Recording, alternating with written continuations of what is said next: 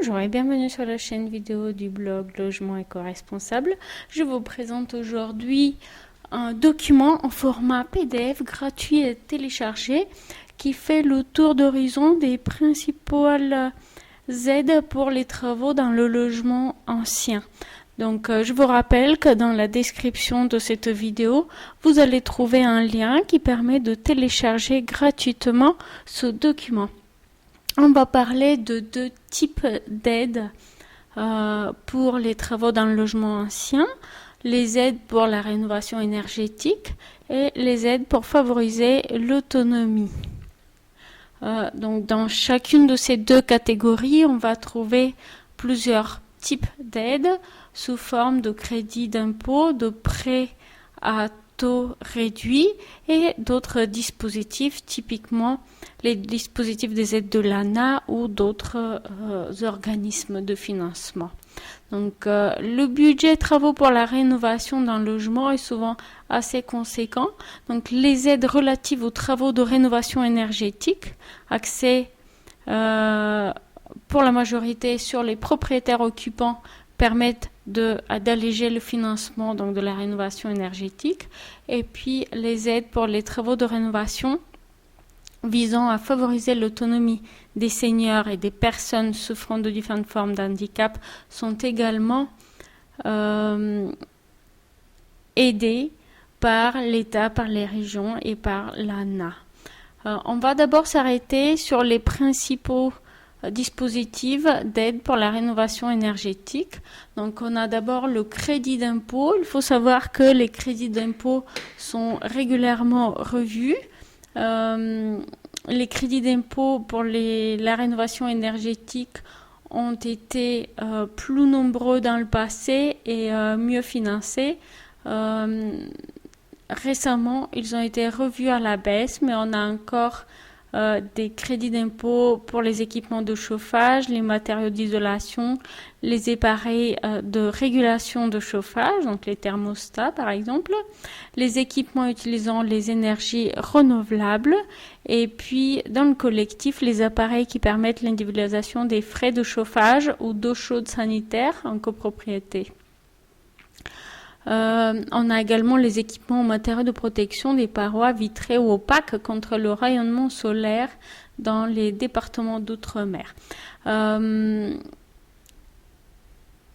Il faut noter que ces crédits d'impôt sont surtout axés pour les propriétaires occupants, mais le bénéficiaire peut également être le locataire s'il fait réaliser les travaux.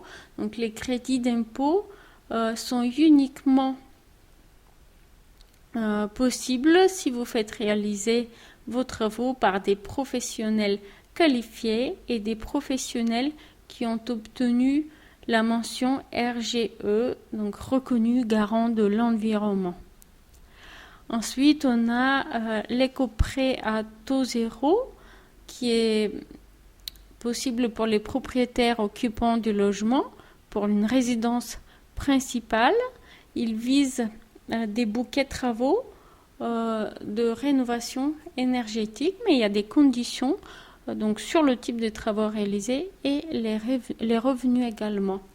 Alors, il existe également des aides à travaux sur le logement ancien pour les logements locatifs. Donc là, c'est le propriétaire qui fait l'investissement pour un logement qui est destiné à la location. C'est la loi Pinel qui a également un dispositif rénovation. Donc la communication de l'État a été surtout basée sur la construction neuve pour ce qui concerne la loi Pinel, mais il y a également des dispositifs pour la rénovation. Par contre, il s'agit d'un dispositif pour les logements nécessitant des travaux. Le logement doit être acheté dans un état de délabrement avancé, et puis il y a une obligation de résultat après les travaux de rénovation énergétique. Donc il faut faire un constat par un professionnel indépendant avant travaux et à la fin des travaux, il faut avoir obtenu un label BPC 2009 ou correspondre aux normes définies par la réglementation RT 2012 après travaux.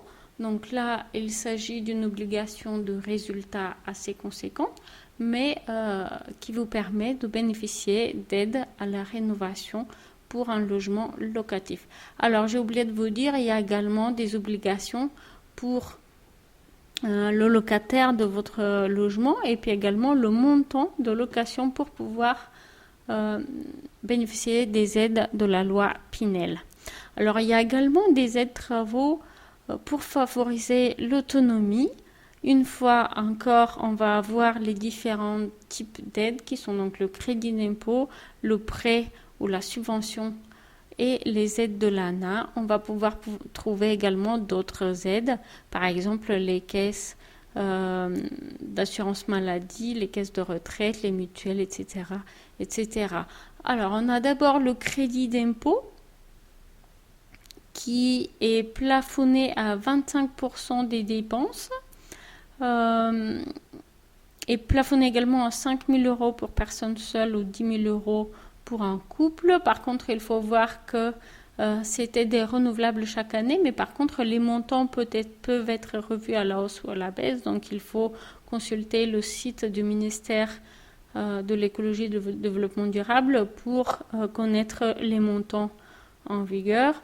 Donc, les travaux doivent concerner les installations de sécurité et d'accessibilité, main courante, barre de maintien, système de commande, etc. Les équipements sanitaires, baignoire à porte, évier et lavabo réglables en hauteur, mais ça peut également concerner les équipements comme le monte escalier électrique ou l'installation d'ascenseurs pour particuliers. Il y a également donc le prêt 1% logement pour favoriser l'autonomie et les subventions qui sont également destinées à favoriser l'autonomie des personnes handicapées ou âgées, locataires ou propriétaires qui ont besoin de faire réaliser des travaux d'adaptation pour demeurer dans leur domicile. Ils peuvent donc obtenir un prêt au taux maximum de 1%. Et puis, on va avoir également les aides de l'ANA pour favoriser l'autonomie. Donc, situés dans des immeubles de plus de 15 ans, donc on peut faire financer à des propriétaires privés et mis en location, à des propriétaires qui occupent leur logement également. Et ces subventions sont en particulier attribuées pour la réalisation de travaux de plus de 15 000 euros.